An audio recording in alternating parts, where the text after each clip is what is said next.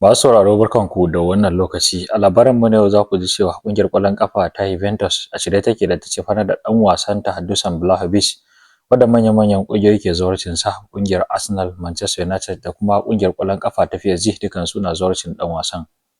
Ƙungiyar ƙwallon ƙafa ta Manchester United a shirye take da ta yi canji da ɗan wasanta Marcus Rashford wajen karɓar ɗan wasa Bicha Barsikiliya na ƙungiyar ƙwallon ƙafa ta Napoli. Ƙungiyar ƙwallon ƙafa ta Arsenal an yi watsi da tayin ta da ta yi kan ɗan wasa Igor Jesus na ƙungiyar ƙwallon ƙafa ta Botafogo. Ƙungiyar ta Juventus na zawarcin ɗan wasa Tare Malaysia na ƙungiyar ƙwallon ƙafa ta Manchester United.